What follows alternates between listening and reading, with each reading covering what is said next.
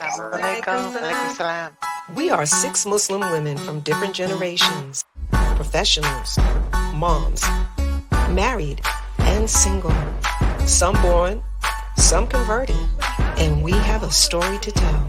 That's a reality. From our home to yours, Listen. this is The Bag.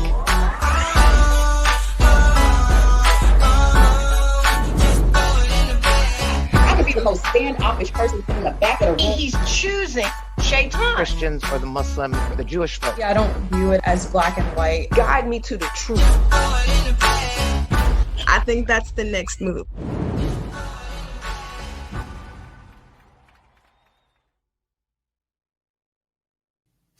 Rabbi Zidni Ilma, O my Lord, advance me in knowledge. Ar-Rahman, the most merciful, Allama al-Quran, who taught the Quran, Khalaq al-Insan, created man, Allamahul Bayan, and taught him eloquence. Assalamu alaikum. MashaAllah. This is our 4th show, and we welcome all who have come back and those who are new to our show, The Bag. My name is Kareem, and I'd like to introduce you to my hosts, my co-hosts, Habiba, Khalida, Assalamu alaikum. Asma, Assalamu alaikum. Leslie, Assalamu alaikum. and Zora. Assalamu alaikum. MashaAllah. So we have been having shows talking about discussing various different issues, from domestic violence to how to help ourselves feel, complete and at peace. This week we are going to be looking at. Oh, and before I say that, I want to say, if you find that you like our show, follow us on Facebook and subscribe to our website. Inshallah, you'll be able to get all the shows and be notified when we are going to be coming up. The show is coming on. Who said Muslim women can't be leaders? This is our topic today. Many people believe Muslim women are oppressed by Islam, and some might say that this notion is supported by the Quran and the Sunnah. Yet there still emerge women of exemplary character and achievement. This week we're going to explore the legacy and policies that surround Muslimah leadership. We have a ayat that many people follow and many men use to say that Muslim women should know their place. Can we have that?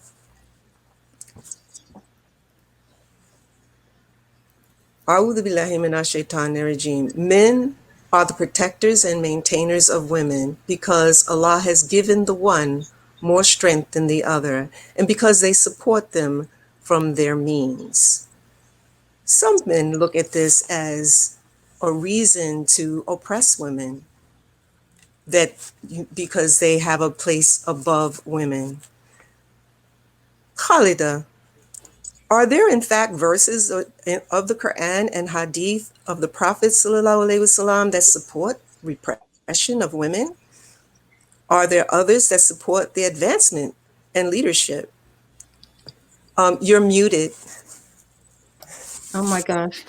I feel like I'm in the classroom. Teacher, you're muted. Assalamu alaikum. No, so I would like to, off the bat, say that I do not believe that there is any verse or hadith that supports the repression of women. We have to remember that in the time that Islam came about, people were actually burying their females, okay? And the Quran and Islam directed people to stop burying their females, right? So there isn't anything in Islam that represses women. However, people, because of their misogynistic mindset that they already have a predisposition to, then yeah, they're going to interpret certain things as being repressive. So for example, when the Prophet Muhammad SAW said the best row for women to pray in is the last row, then a man is going to take that and believe that, oh yeah, women's supposed to be in the back. Y'all go to the back. We don't want to see you, right? That's not Islam. The Prophet Muhammad SAW didn't say that. In fact, when the Prophet Muhammad SAW, his daughter Fatima radiallahu anha would come into the room with men in the room, when she came into the room, he would stand up, go to the door, greet her, and bring her in and sit her in his seat.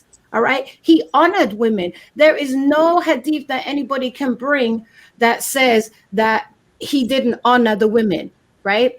Aisha radiallahu anha, who is the wife of the Prophet Muhammad, she's the first scholar in Islam. Okay, when he was no longer here, everybody went to her for fiqh, right?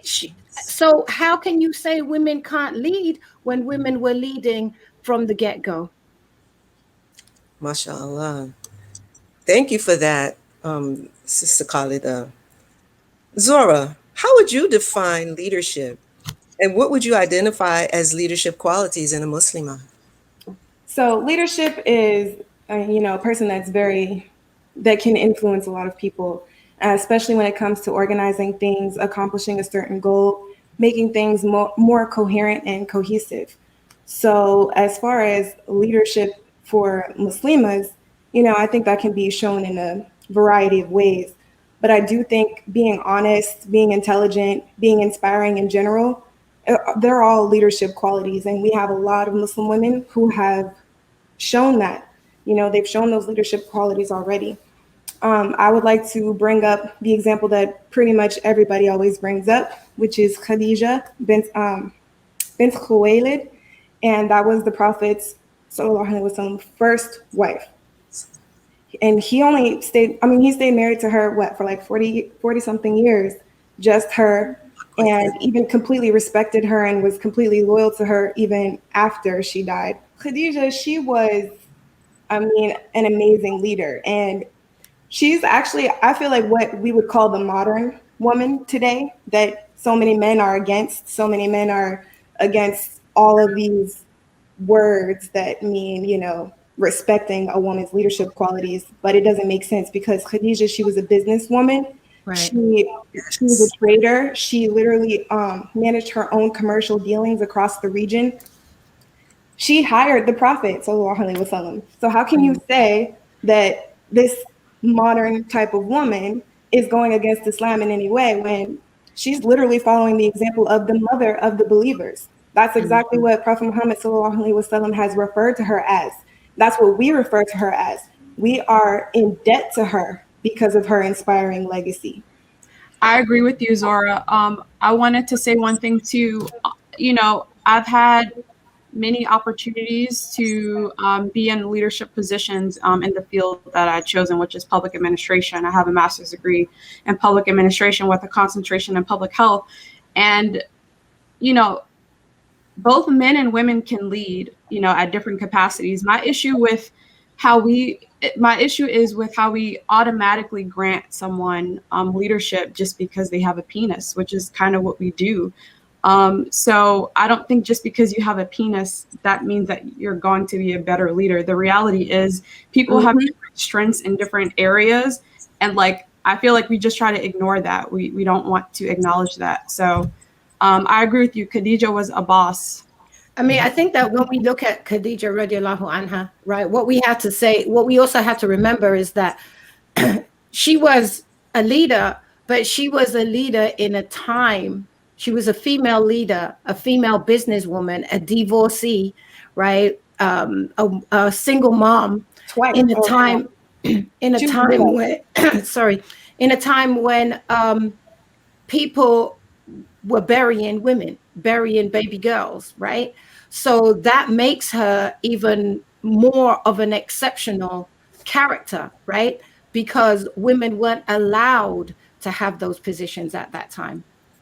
And this is true, and women weren't allowed to receive inheritance, and they weren't allowed. They weren't even considered basically human. They weren't given human rights, and it wasn't just in Islam. It was all over the world. Exactly. Men have dominated the world for forever, and they still do. And women are still struggling to prove that they are, that they need to be reckoned with and that they have something to offer. And hopefully we'll get to a point where it's offered in a way that is acceptable to the world and received in a way that we all grow from it.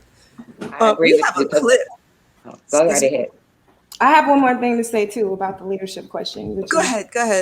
Let Asma speak. And I was then just agreeing with you, Kareem, that the whole men in power, that's not a religious thing. That's just a worldwide thing. Every religion does it. Every culture does it. They place, or I'm not going to say every, most cultures do it. They place the men over women. So that's not a religious thing. That's not an Islamic thing. So yeah, and viewers, please comment. We want to hear from you. We want to hear what you have to say. Any comments, questions that you have, please comment in the box. yes, Go ahead, Zora.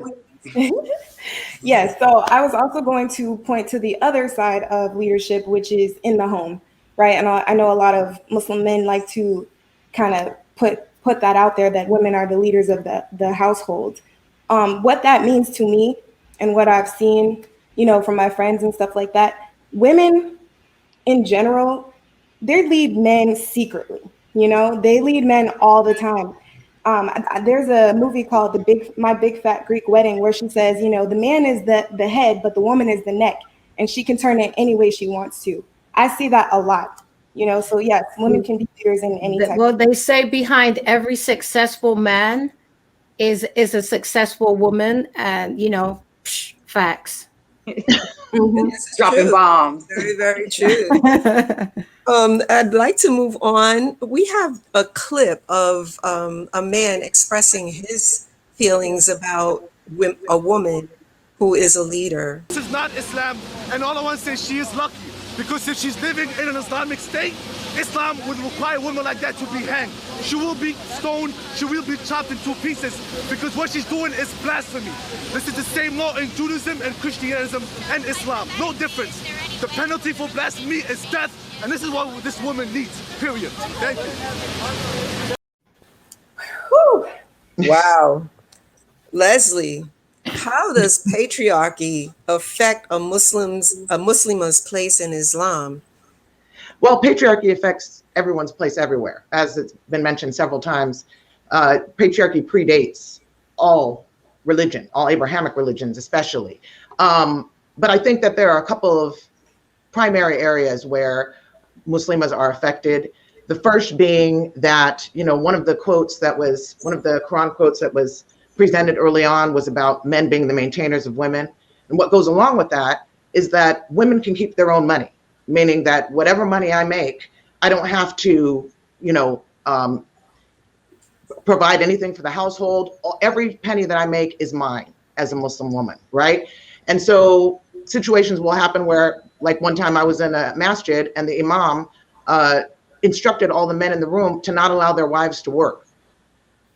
Okay, so that's one way that you can undermine Muslimas in terms of our personal rights. But also there's the larger issue of women starting to become unmosqued, okay, meaning women are in large numbers deciding to not have anything to do with their local masjid, because masjids in many places don't offer an actual, an acceptable space for women to. Some don't offer any space at all. I was about to say, when I was in New York, I went there to help my mother, who was suffering from cancer. And I looked all over. I was in the Bronx, big, huge place. I went from mosque to mosque to mosque to mosque, and they did not have a space for women at all. And, I felt so stranded. But yeah, Leslie, yes. you're Similar. My husband and I went to Berlin, Germany, to visit my brother-in-law. And, I couldn't wait to be at Jumu'ah prayer in another country to see what that was like. So my husband was talking to the guy that was going to help us get to the masjid. And, there's hemming and hawing and all this. And finally it comes out, there's no space for women in the masjid. I couldn't go. And I was this was in like 2019. This wasn't in 1952, which clearly I wasn't alive. But anyway, I think that being unmosqued is a key way that patriarchy has undermined, sought to undermine Muslimas. Yeah, it's like Farida just said that she's happily unmasked because the mosques are corrupt and there's too much abuse. I think that what we need to work on is making the masajid a safe space for women to be in, right? Yeah. And Yeah. and you can't do that without collaborating with women. And the reason why a lot of masajid are the way that they are is because men just go and just throw up these buildings and decide all these things, and they haven't collaborated with women, and so therefore they don't know what we need. And if you go back to the Sunnah and you go back to the what the Rasul sallallahu alaihi wasallam did, you will see that he consulted with his wives, right? And Now, he gave audience to the women of the community as well. exactly. It's a Exactly. partnership. There was no point where women were excluded and not collaborated with. This misogyny, because let's call it what it is. This misogyny is what has leaked into Islam because of the demise of the Khilafah Rashidin and the Rasul sallallahu alaihi wasallam. I love this quote from Hamza, the linguist. I love especially the fact that Aisha, scoffed them away. This was somebody who was absolutely brilliant, a natural leader, right? From the time she was 19 years old, she was the best orator in, all of Islam. So, without Aisha, we don't have fiqh. That's right. And you know what? Being a leader means being able to stand your ground. And she clearly was able to do that against misogyny. Mm-hmm. Mm-hmm. This is true. Well, that brings us to another thing. So how far does this leadership go? There's rumors, and it's more than rumors, about women establishing masajid as imams and leading both men and women in prayer. Is that allowed? Why or why not? Asma, can you enlighten us? In the Quran, I specifically researched this topic because I knew this was going to come up in the show. So I went through the Quran and I went and Googled, and I tried to talk to people who were, Hafiz Quran. And there's nowhere in the Quran that states that a woman cannot be a leader. I didn't see it referenced anywhere in the Quran. I even looked up, what it meant to be an imam in the community.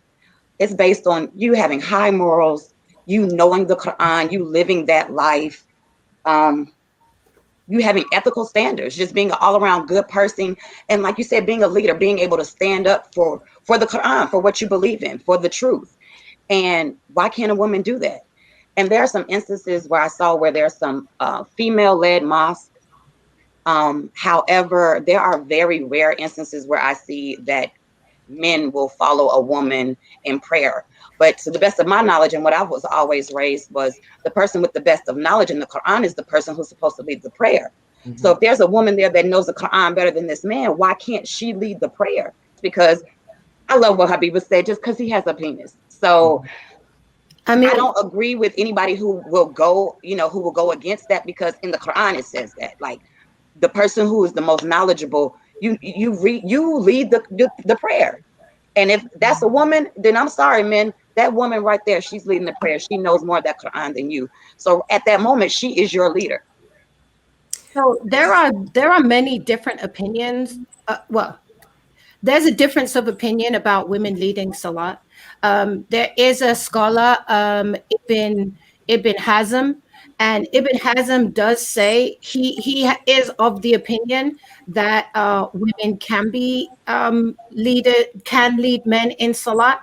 However, in terms of what most of the scholars will agree on is that women can lead women in Salat, and this is just specifically to Salat.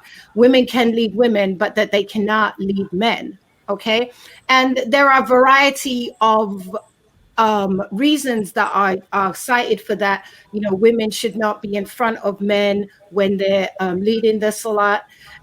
Women are, etc., etc. So I mean, it's a minefield to go into. Does but that have to do with modesty though, for a woman to be in front of them and leading, like bending over in front of men? exactly. Is So that more that of a was one of the modesty things. thing and not like, Yes. oh, I'm trying to put you down in the back, get back there, sister? Right. So And they're being over-sexualized. They're being over-sexualized. How is a position immodest in that way when she has on clothes, you know? So Well, it's also That's the just idea men that being women don't nasty. get excited if they're behind men, right? So they, sort of speaks to this idea that men can't control themselves and Yeah. they can't control their thoughts. And I just don't believe that.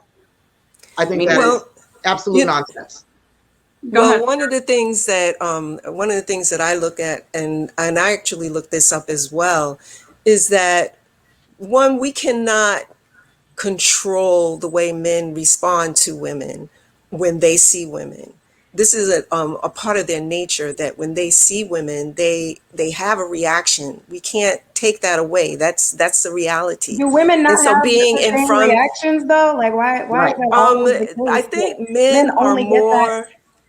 I think men are more so than women. I mean, women do have a reaction, but I think men are more so than women. I agree with And that. let me say this, I have Well, 6 the thing sons. is- Wait a second. I didn't know how men thought until I had 6 sons, and I watched them from when they were infants and how they responded versus how the girls responded. And That's socialization, though. Like paying attention to how the boys responded versus how the girls responded. I think it's because women are socialized to put down our sexual desires in a lot of situations. So Yes. I think that's a portion of it. And to me, it also is interesting too, because we say that men have less emotions. They're more in control of their emotions. So that's why they're able to do whatever they want to do. And I just don't believe that based on what you're saying right now. They don't have control of their emotions. so Can I say emotions something? versus nature, which is a little different.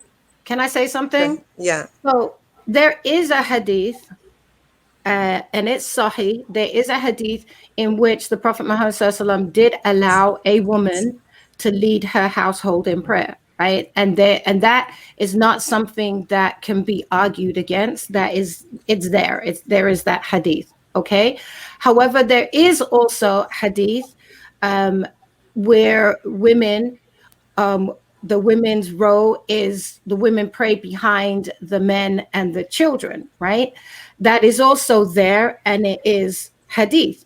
So then for me, what I look at is, okay, so what is the norm, right? What is the norm of the time? What happened on a regular basis in the time of the Prophet Muhammad SAW, right? Because we had to remember that, for example, when he was dying, he had a choice of who he could have chosen to go lead the prayer, right? Aisha radiallahu anha was right there with him, right? But he chose to have Abu Bakr go lead the salat. So, again, this is something, because you have the hadith where the woman was allowed to lead her household, and you have the hadith where the women are told to, where the women, the best row for the women is in the back. This is an argument that we could go back and forth for this entire show on on this particular aspect. And I don't want us to get sort of stuck in this mode, because there's so much more that is actually relevant and that can actually push us forward, right? Instead of us staying stuck in this one box. And then what happens is, we lose sight of, women and their leadership roles in the bigger aspect of things. But I actually think it's important to talk about it, even though it is one particular part. It's important to talk about it because I think it's a little bit of a cop-out to say, because something did not exist during the Prophet's time, that we can't have a conversation about it. But it did exist. It did happen. What I mean, it did happen. It was addressed. And someone leading that nation. That's what I'm talking about specifically. I mean, I can even think of the example, right? I'm pretty sure, I haven't read a hadith about oral sex. This might be all the way left, but it's applicable because it's they didn't really have those conversations. But does that mean that today we can't? That's not true. You see, a lot of people, I've studied fiqh, okay? A lot of sex is addressed in very explicit terms, okay? The fact of the matter is that the Prophet Muhammad SAW did have a conversation with a woman, and he did allow her to lead her household, right? She was allowed to lead her household in Salat. So therefore, women leading the Salat is not something that was never addressed. It has been addressed in Islam. It was allowed for a specific person at a specific time. Now, if it was allowed for this woman and that person, and if this person was allowed to do it, right? This is why Ibn Hazm has made the decision and come to the conclusion that it's permissible for women to lead the Salat because of this particular instance, right? Then the other scholars have come to the conclusion that no, it's not, because it was the exception rather than the rule. So again, this is an intellectual conversation that if you want to come down and say, well, for the women who are leading the Salat, this is the opinion that they are using to lead Salah. But doesn't it still boil down to whoever knows the Quran, whoever has more knowledge? Well, that too. Exactly. So it doesn't matter what you want or how you feel about a woman leading you. If she has more knowledge than you, it's stated that she is supposed to lead you. Mm-hmm. So I don't understand what the back and forth, what there's so much back and forth about the issue is. One of the things that I feel is there's a whole woman in Britain who does this, and she's been doing this since 1994. 2008, she actually she was the first woman to lead a mixed congregational prayer in Britain. So, I mean, it does happen and it does exist. I don't know much about the ins and outs of it, like you said, but if you're supposed to have more knowledge, then it really doesn't make sense why you would have some man come to lead you in prayer who doesn't know Al-Fatiha, who doesn't know, the next surah. They don't know even the positions of the prayer, might be wrong. You don't know. So are they supposed to lead over me? One of the things that I think is really important for us to keep in mind is our men in particular, African-American men, have been emasculated by society. And Allah gave them a position over women, and when we try to take that position away from them, what are we doing to our men? What position are we putting them in? Now, they should not abuse that position. They should never abuse that position. And in the situation where the woman that Sister Khalida was talking about, who led in her household, that could have been a situation where her husband might have been a new convert and he didn't know much Quran. And, she had sons and she did know Quran, and so the Prophet ﷺ allowed her to lead so that they could make the Salat and they could have some reasonable knowledge and learn from her. And that's a situation that exists in a lot of households. I know a lot of sisters. I mean, I had that question when I was raising my children, when my boys were little and I knew more Quran than they, should I lead them? But then the question. Then you also come into the issues of menstruation, right? The imam has to be available to lead Salat 365 days a year, right? Mm-hmm. 7 days a week, 5 Salat a day, right? And we know that for women, there is that time where you aren't going to be able to pray. Now, I don't know about. And hold on, let me finish. Okay. Right, I want to say that as a woman, I don't necessarily want to be like, guys, I'm on my menses today. I can't pray. I remember. It's a fact of the matter. It happens. Right. But my point is that for a lot of women, it's embarrassing. I don't know about you guys, but to me, I'm not embarrassed. Yeah. It happens. And y'all know it happens. So, get over it. Okay, but for me, that's not something that I necessarily want to publicize, that I'm not praying today, right? So I might not necessarily, for me, the role of being the imam is not something that I would want, because I don't want that to be oh, Sister Khalida can't pray today. Oh, she's on that menses. You know what I'm saying? Why? So that kind of brings us into the next question. But before we do that, there was someone who wanted to know what was the context of the man who was the clip that we showed. Was that? That was regarding a woman who had led Salah.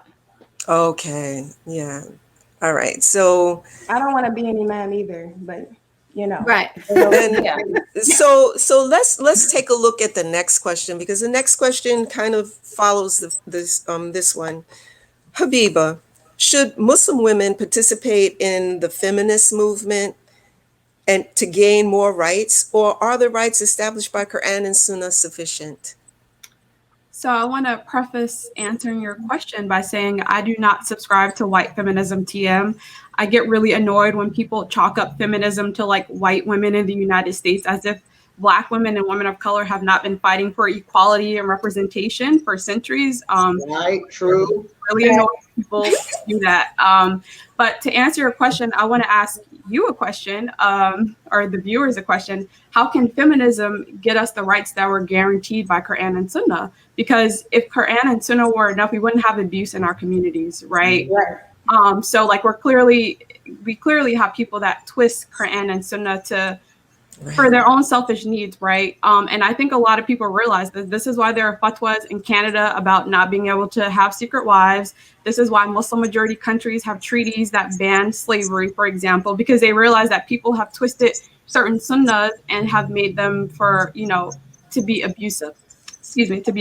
So I think we can use Western thought as an aims for Muslims to get our Islamic rights or laws that we want. So we can use this because we have to realize we're in a secular society. So like we kind of have to use that type of like thought to possibly get our rights, because otherwise I don't know it'll be possible to get those rights. And the last thing I want to say is there have always been times in Islamic history that if something was not working on the ground, they would kind of like change or alter those things. And I've read hadiths where Umar was doing that, where like it was a certain sunnah that the Prophet was doing, and after the Prophet died, he like changed that thing because it wasn't really working for the people on the ground. So like this is not like a foreign concept, and that's how I'm going to answer that question. If anyone else wants to respond, comments, go ahead. I think that one of the things that we have to be careful about, right, is that we have to have balance. Me personally, I'm not down with feminism. Okay, I'm not burning my bra. I'm not ripping off my hijab. I'm not doing any of those things. White feminism, though. Because as far as I'm concerned, I want a man is supposed to. Allah gave you that little bit above me, so you can be my maintainer. Okay, I want you to be my maintainer. I want you to take out the garbage. I want you to wash my car. I want you to pay the bills. I want a man to do what the gender role, the stereotypical gender role of a male is. Then I want a man to do that. Okay. And I believe, and I will take on the stereotypical role of a woman. I have no problems with that. And doing that doesn't mean that I can't lead and I can't take on leadership roles, because again, like I said, this is not something that's leadership. Female leadership in Islam is not something that's foreign to Islam. And me being a vanguard for the women doesn't mean that I have stepped outside of my gender role of being a female. I hear you. I also, I 100% agree with that. And I want to respond to this comment just a little bit. The word submit, to me, it really triggers me because of how men in our society have used it over and over and over again, especially under the context to like push me down, to make it so that I'm not as independent as I should be. But then they don't follow their roles properly, but expect women to follow their roles properly. So submit. How can I submit to someone who's not properly leading in the first place? I'm sorry, but Tariq Ali, that's just straight up disrespectful. Okay, no feminist when it's time to shovel out the car. I've shoveled out my car plenty of times on my own. That's ignorant. Just stop it. Not only that,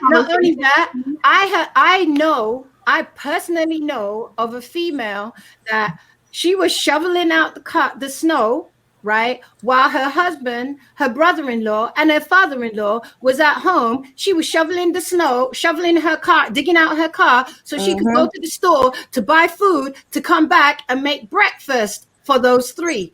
Okay, not okay. And guess what? Yes, I will sit in my house and my husband is supposed to go shovel out that car. I don't feel like I'm supposed to have a man in my house and go outside and shovel the snow. No, that's not okay. You know, I I feel mean, like the I flip feel like side is over not time happening. people have used religion to suppress people that they want, and that's why interpretation comes into play, intentions come into play, because people can twist words and say, "Oh yeah, well, the Bible says Black people are less than men, so you have to be my slave, so you're my property." Or in here in the Quran, it says that this woman has to be submissive to her husband, so you have to submit to me, and like you say, without doing what they're supposed to do in their roles. So yeah, I'm having a big problem with people using religion to suppress people, because people have been doing it over time, and that's not okay with me. I think too, what's missing from these conversations is people who are disabled. Like, we don't have those conversations, because going back to that Quran verse 2, like when we talk about men are a degree above women, it don't really specify to what degree and what ways. Like, we just subscribe certain ideals to what does it mean to be a degree above women. No one is trying to take away the right to Black men. We're saying that in some areas you can lead cool, in other areas will lead cool, and it don't mean just because you have a penis, once again, that you're destined for like this particular leadership role. That's not emasculating a Black man.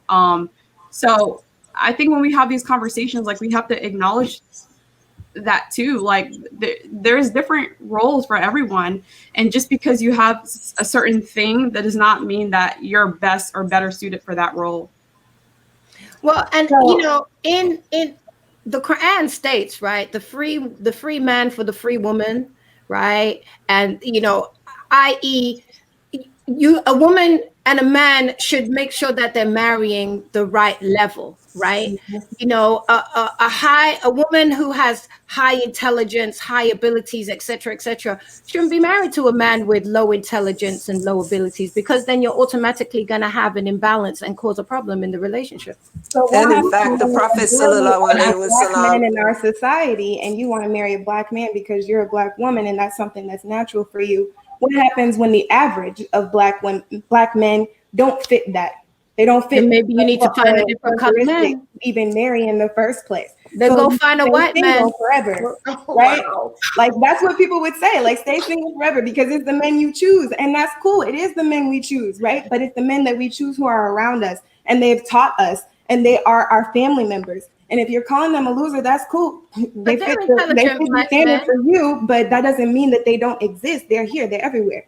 But there are intelligent Black men. There are. Yes. You know, you're a Black woman, and if you love Black men, then you can find a Black man on your level. Of course you can. So I'm a product of mixed culture, so I don't have an issue with that. If you are not married for the next 10 years, and I'm saying that's perfectly fine. If you're not married for the next 10 years, how are you responding to every single person that comes up to you? You should be married, sister. You should be married by now. Why aren't you married? And then you say why you're not married, because you haven't been given that man that fits that role yet. Oh, well, you know, just pray for it. That's it. Keep it at that. Okay. So that's we need to bring this story, discussion to a close, because we could go on and on all day about it. And it's true. You know, we have a lot of challenges. However, in spite of all the challenges, there have been women who have excelled. And in fact, we have a new president. The president of Tanzania was just sworn in March 19th, 2021. She was the vice president, first female vice president of Tanzania. And unfortunately, the president, John Magufuli, passed away, and so she inherited his position. She also inherited all the challenges that come with that, and so people are looking to her because she had a lot of qualities that he did not. And they're looking to her. They even call her Mama Samia. President Samia Suluhu Hassan, inshallah, let us make dua for her that she is successful in leading the country in the right path and guiding them to what they need to be in the future. We're going to go to our bag story, so I'd like to take a break here, and inshallah we'll be back with an interesting bag story.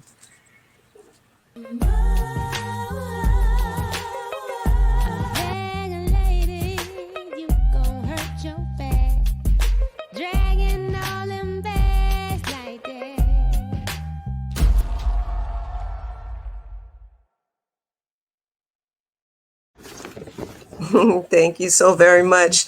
Yes, so Khalida, do you have a bag story for us today?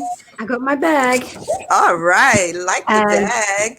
So, in keeping with what we've been talking about, female leadership, I just wanted to. This is my degree from Dar Uloom. And the reason why I wanted to use this as my bag story for this week is the Dar Uloom in Trinidad and Tobago. The story behind this is that the founder, he studied in India, and where he studied, him and his wife, they were both going to school together. And then at some point in their studies, his wife wasn't allowed to go to school anymore because she was a woman. Purely and simply because she was a woman, she'd studied as much as she could study, and now she had to stay home. So what Mufti Shabil used to do is he would go to school and he would learn whatever was being taught, and then he would come home and he would teach it to his wife, right? And so he did this for the rest of the island program of his island program. And then when they finished the course, they went back to Trinidad, where he's originally from, and they established Dar Uloom in Trinidad and Tobago. And Dar Uloom in Trinidad and Tobago is the only school that I know of where the female are educated to the same level as the males. So the male alim and the female alim both have the same knowledge. They have had access to the same books. And in fact, I don't know about now, but I know when I graduated, 90% of the females graduated with higher grades than the males that were in our class. Okay. So, when we're talking about female leadership, again, I want to say it's been happening. Okay. So that's my backstory. Nice. Keeping up with some of the sisters that you were in the program with? Say again? Have you been keeping up with some of the sisters that you were in the program with? Yeah, definitely. Yeah. Are they as fly as you?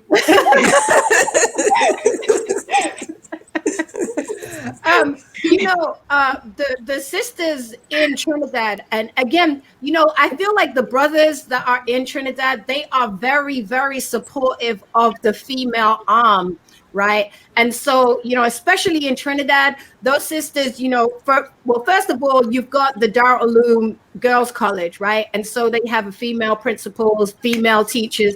One of my teachers was actually younger than my son, okay, when I was there. Do you know what I'm saying? So, they are running programs, they are doing Sunday schools, they are running so much, so Mashallah. yeah, and they are churning out alimas every Mashallah. year, so. One of the things that it shows is that in order for us to be the best we can possibly be, we need that support. And so that was a man who supported the women and created a institution that supports women. And this is what we need more of. We need more support, mashallah. More men who are trying to be like the Prophet, sallallahu alaihi wasallam. Yes, exactly. And I think that, the fact that Trinidad is the only Dar Uloom where a woman can get the same level of education as a man, that needs to change. And so hopefully, the other Islamic institutions will take heed and go ahead and follow suit. Yes, and that's something that we really need. We need men to appreciate women. This is what it's all about. We want to be appreciated and allowed to flourish, and this will enhance all of society and all of humanity. You know, if And not women are use, allowed to do. yeah, don't use Islam as an excuse to oppress the women in your family. Oh, go, you can't speak because men will hear your voice and you can't do, like all of these things. Come on, man. If a man can't hear my voice without going off into eroticism, then there's something wrong with the man, not me. Okay. This is true. This is absolutely true. Word. This is absolutely true. Asma, do you have a backstory for us? So, I'm gonna get my bag, you guys. So I have my bag. I'm going to keep with the concept of the show. I have my bag. So out of my bag, my figurative bag, I want to talk about a very influential woman in history. When I was talking with my co-host a few days ago, I was like, let's get a model of a woman that is like the bomb, like who stands up for femininity and who is learned and is a force to be reckoned with. And I was thinking small. I'm just going to be very honest. I was thinking really small, and I love this woman, but I was thinking Michelle Obama. Oh my goodness, y'all. Michelle Obama, she's the bomb. She got her husband's back like a woman's supposed to, but she stays in the background doing what, I'm saying, let her man do her thing, but she got her own stuff going over here with Black Girl Magic. And I just, I was thinking really small. And a few of my co-hosts, they were like, no, Asma, wait, girl, let me blow your mind real quick. you think Michelle, let me blow your mind. So they, a woman I've never heard about and actually shares my name, Nano Asma'u. She was a princess, a poet, a scholar, an advisor to political figures. Like, she ran the show. Like, I can't give her justice, so I'm definitely going to ask my co-host to chime in, but I definitely can't give her justice. But she was thebomb.com, and she lived from 1793 to 1864. So this is way before Michelle. And like I said, I love Michelle. Michelle is the business to me. But this woman right here was like before her time, and she followed Islam, and she was a Jabi, but she was still, influential in the kingdom. Like her father ran a kingdom, so I'm sorry. Let me let my co-host chime in, you ladies. Yeah, Nanu Asma'u, one of the things that she did, right, was she actually, in terms of a girls' school, right, that's what she was doing. So she would take the women she started out in her village, and she would take like women who were widows or divorced, or the young girls who weren't married, and she would teach them Islam. Okay. And then they, as a contingent, would go out into other neighboring villages, right, and promote female education, right, the education amongst females in all of these different local tribes, right. And this was the Sokoto Caliphate, I want to believe Nigeria area, just to give people some context of where she was. She was in Africa. Right. And it was during the 1800s. She was born in the late 1700s, and this was during the 1800s. She was also a Sufi, and completely dedicated to the Sunnah. Yes. So her and her community that she led were completely about, really upholding the Sunnah of our Prophet sallallahu alaihi wasallam. And she followed the examples of modesty from Aisha bint Abu Bakr. So she, like I said,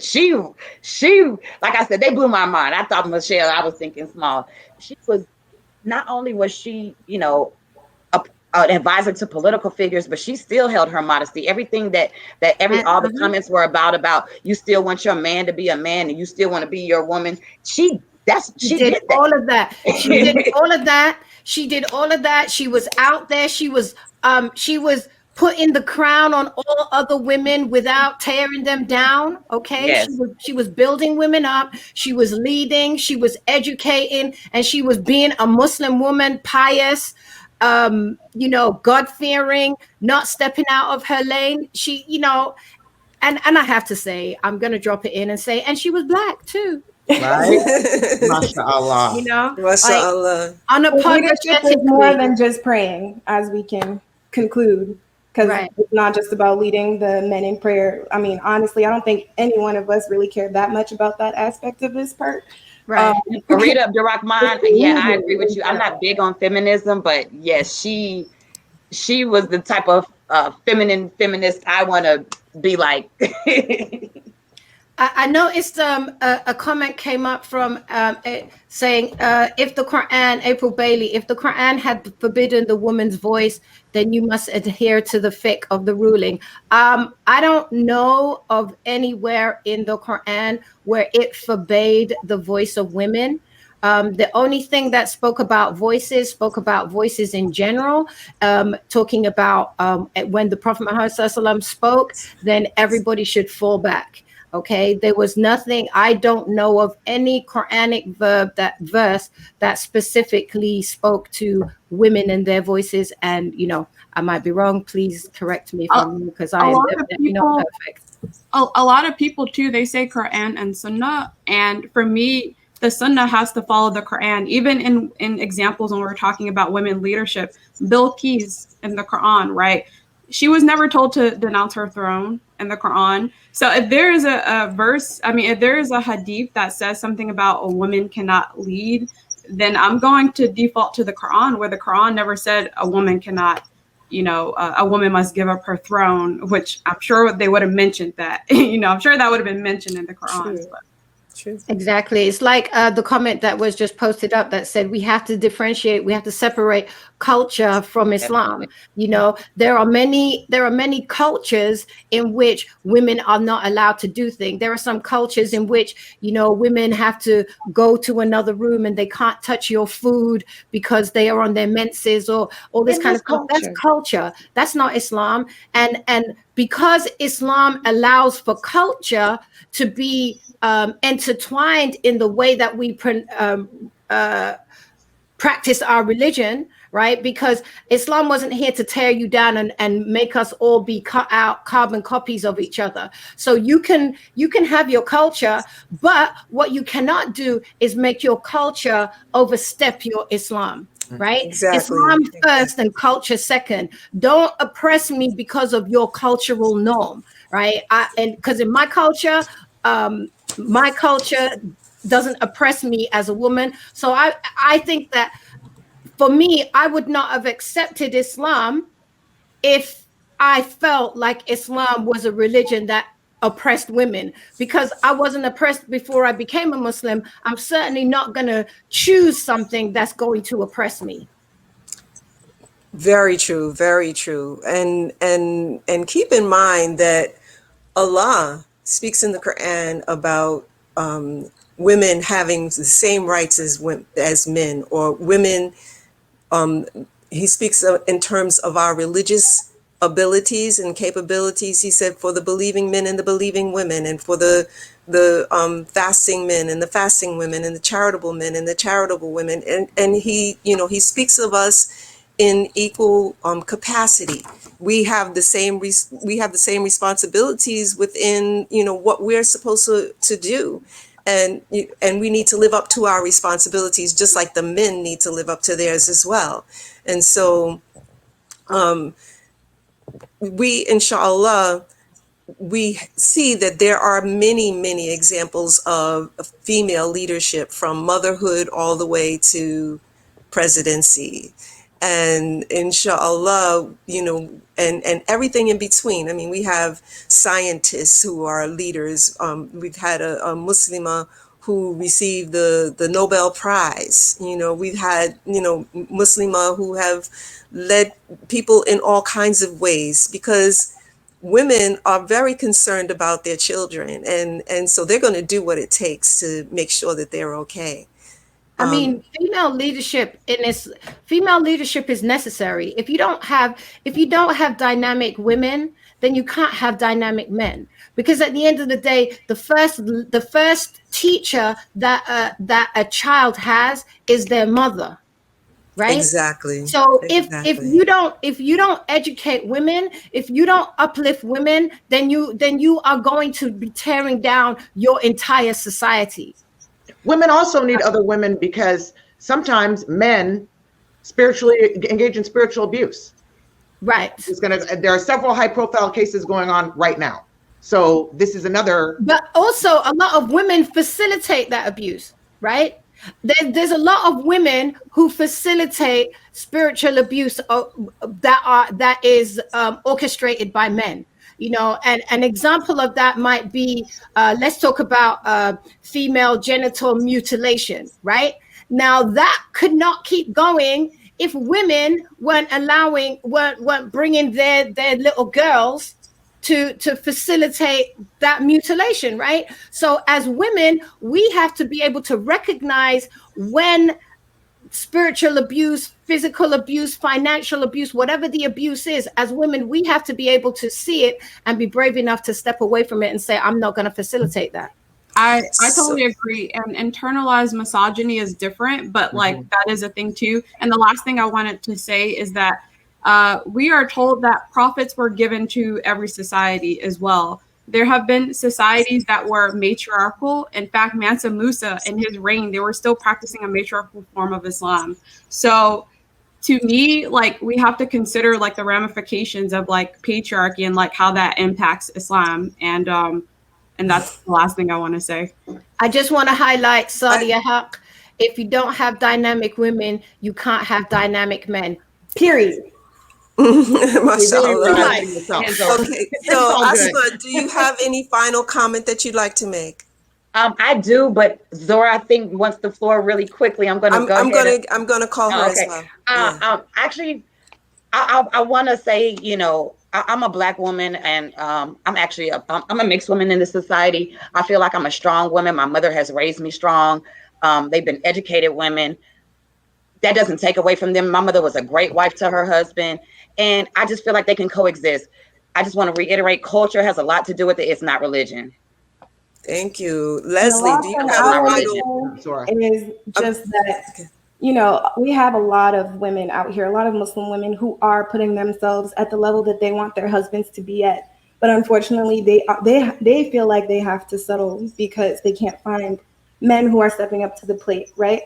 But then we have men that are putting them down because they're going after that level. They're going for the education and all of these things that they're not supposed to, or else they won't be the traditional wife. You know, so that's something that's internalized as well for both men and women. MashaAllah. Leslie, do you have any final comments that you'd like to make? No, I think, you know, my sister said it all. MashaAllah. And Khalida? Again, you know, we just have to be clear on what is Islam and what is culture. Women have been leading from day dot, you know, and we will, inshallah, continue to lead. You know, I'm a proponent for us staying in our lanes, but, you know, I feel like our lane is wide and long. MashaAllah. So we're going to wrap this up. And inshallah, next week, we're going to have our show regarding relationships with non-believers. The Muslim dilemma. The Muslim dilemma. Yes, indeed. Please. Thank you for watching, everybody. Ramadan is coming, so don't forget to do all the things you need to do to prepare yourself for it. And inshallah, subscribe to our YouTube channel and our Facebook channel, and inshallah, we'll see you next week. Assalamu alaikum. Rabbi Subhanakallahumma wa bihamdika ashhadu an la ilaha illa anta astaghfiruka wa atubu ilaik. Glory is to you, O Allah, and praises to you. I bear witness that there is none worthy of worship but you. I seek your forgiveness and repent to you. Assalamu alaikum. Assalamu alaikum. Assalamu alaikum rahmatullah. From our home to yours, this is The Bag.